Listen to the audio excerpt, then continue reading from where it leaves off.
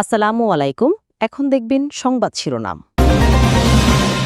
শেখ হাসিনার ফাঁসির রায়ের মধ্য দিয়ে ন্যায় বিচার প্রতিষ্ঠা হল বিএনপির আনুষ্ঠানিক প্রতিক্রিয়া। ফ্যাসিবাদ বিরোধী দলগুলোর সন্তোষ প্রকাশ। জুলাই গণহত্যার রায়কে ঐতিহাসিক বলছে সরকার। শেখ হাসিনাকে ফেরাতে নতুন করে কূটনৈতিক উদ্যোগ, দিল্লিকে চিঠি দেবে ঢাকা। ধানমন্ডি ৩২-এ বুলডোজার কর্মসূচি ঘিরে রাতভর উত্তেজনা, বিক্ষোভকারীদের সাথে সেনা পুলিশের ধাওয়া। রাজধানীর পল্লবীতে যুবদল নেতাকে গুলি করে হত্যা, পালানোর সময় এক অস্ত্রধারী আটক। বরিশালে মিষ্টি বিতরণের সময় ছাত্রদল নেতা খুন। আজ ঢাকায় বাংলাদেশ ভারত মহারণ। আবেগের ম্যাচে বাজিমাত করতে চান অধিনায়ক জামাল ভুঁইয়া। হামজা সমিতির চমকে দিতে প্রস্তুত ম্যান ইন ব্লুরা। এতক্ষণ দেখছিলেন সংবাদ শিরোনাম, এখন দেখবেন বিস্তারিত। শেখ হাসিনা এখন ফাঁসির দণ্ডপ্রাপ্ত পলাতক আসামি। হেলিকপ্টার ও মারণাস্ত্র ব্যবহার করে হত্যা, চানখারপুলে ৬ জনকে গুলি করে হত্যা এবং আশুলিয়ায় ৬ জনকে পুড়িয়ে মারার ঘটনায় তাকে সর্বোচ্চ সাজা দেওয়ার আদেশ দিয়েছেন আন্তর্জাতিক অপরাধ ট্রাইব্যুনাল। গতকাল দুপুরে টেলিভিশন সহ সামাজিক মাধ্যমে সরাসরি সম্প্রচার করা হয় আদালতের রায়। একই অপরাধে আসাদুজ্জামান খান কামালকেও মৃত্যুদণ্ডের আদেশ দেওয়া হয়।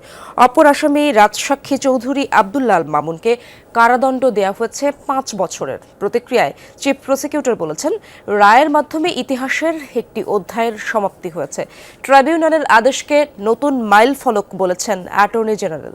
১৪০০র মতো ছাত্র জনতাকে হত্যা এবং ২৫,০০০-এর বেশি ছাত্র জনতাকে আহত করার দায়ে, মোর স্পেসিফিক্যালি আশুলিয়াতে ৬ জনকে হত্যা করে পুড়িয়ে দেয়া, চানখারপুলে ৬ জনকে হত্যা করার মাধ্যমে যে অপরাধ করেছেন সেটার দায়ে তাকে দোষী সাব্যস্ত করে মৃত্যুদণ্ড প্রদান করেছেন। এদেশের মানুষের প্রতি, গণতন্ত্রের প্রতি, সংবিধানের প্রতি, আইনের শাসনের প্রতি এবং আগামী প্রজন্মের প্রতি দায়বদ্ধতা পরিশোধের স্বার্থে এ রায় একটি যুগান্তকারী রায়। এই রায় প্রশান্তি আনবে।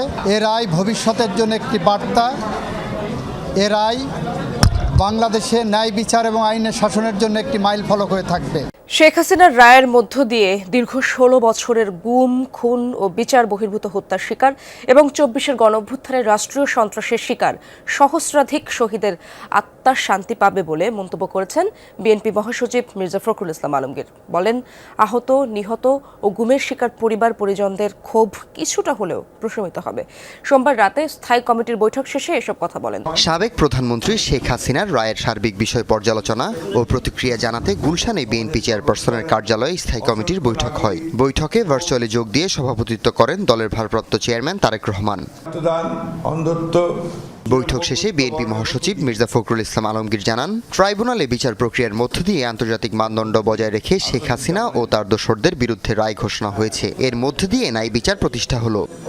মানবতা বিরোধী অপরাধের দায়ে সাবেক প্রধানমন্ত্রী শেখ হাসিনা এবং সাবেক স্বরাষ্ট্রমন্ত্রী আসাদুজ্জামান খান কামালের মৃত্যুদণ্ড জবাবদিহিতার উজ্জ্বল দৃষ্টান্ত স্থাপন করেছে।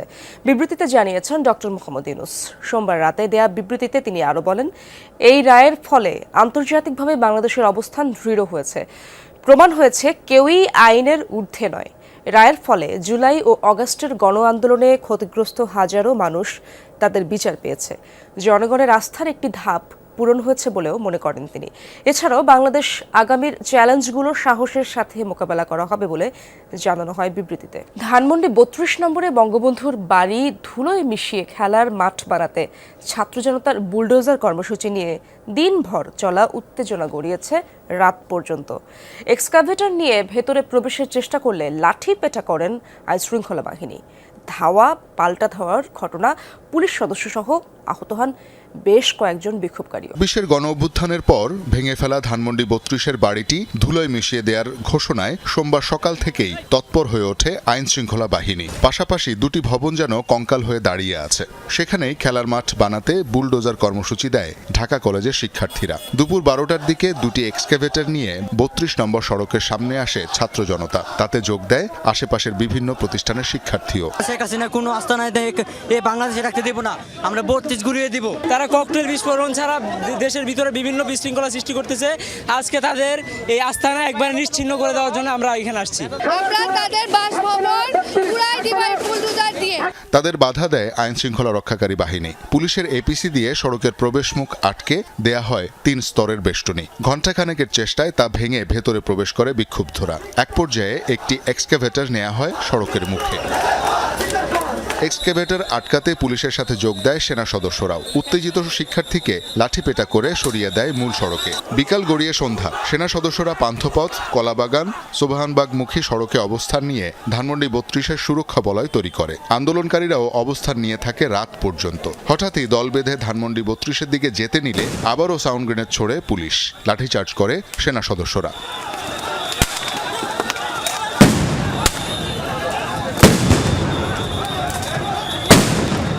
পরে ছত্রভঙ্গ আন্দোলনকারীদের পিছনে হটিয়ে কলাবাগান পার করে দেয় পুলিশ।